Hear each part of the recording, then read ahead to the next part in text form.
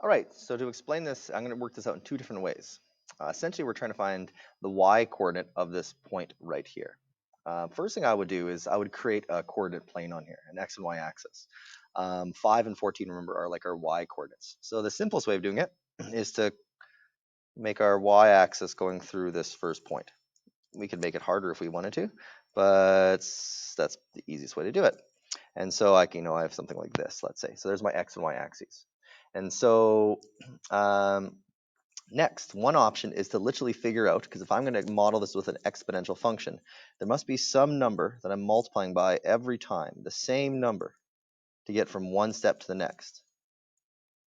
And so one option is actually find that number and eventually get to this point right here. But even before then, what is this number?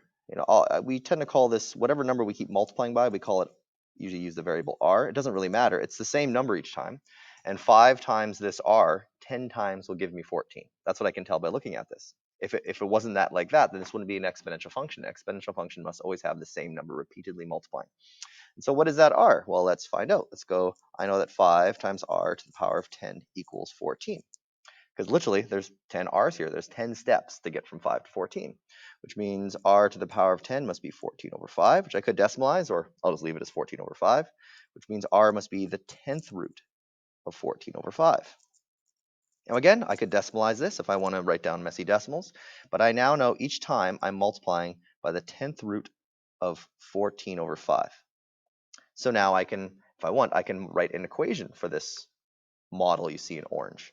And so the equation for this I can say is y equals my starting point, which if I imagine a y-axis going right through 5, which is the easiest, my starting point is 5, times this number that keeps multiplying over and over again, which is the 10th root of 14 over 5, to the power of x. I now have my equation. I now know that every time I'm multiplying by this 10th root. And so if I want to find x, x is the 11th point if I just count. If this is 0, again, I don't have to call that x equals 0, but why not? And so if that's 0, 1, 2, 3, 4, 5, 6, 7, 8, 9, 10, 11. So I change x to 11. So you get 5 times the 10th root of 14 over 5, all to the power of 11, and you should get about 15.518. That's rounded to the nearest thousandth.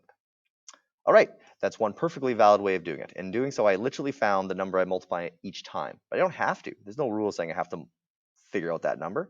So another option is to take a bigger jump. Again, an exponential function has to be repeatedly multiplying, but doesn't have to be repeatedly multiplying by any particular step. So another option is to pay attention, how do I go from 5 to 14? Just in one step. Well, 5 times what equals 14? Well, I don't know, but I can go in my calculator and figure out it's going to be 14 over 5, and I'll just leave it as a fraction. 5 times 14 over 5 will bring me to 14. So I can use that as well if I want for the base of my exponential function. And if I do that, my equation will start off the same way. Y equals my starting amount, 5, times what I'm repeatedly multiplying by. And I can see right here I'm multiplying by 14 over 5, which again, you can decimalize if you want. But not to the power of x, because I didn't take one step to go from 5 to 14. It took 10 steps, so divided by 10. And this equation here, I like a little better because I didn't have to figure out this part right here. But this equation here, I know must perfectly model this data in the same way as I did before. And how I know that? Well, look right here.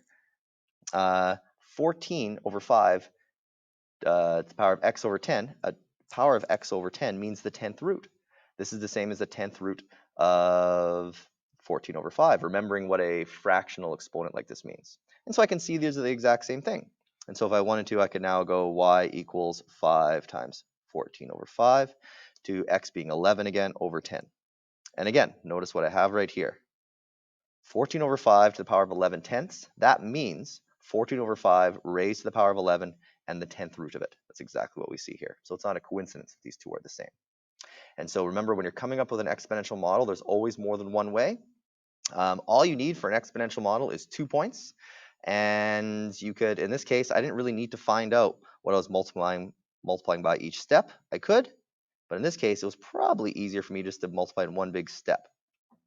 All right, and we see lots of exponential models where we have exponents like this.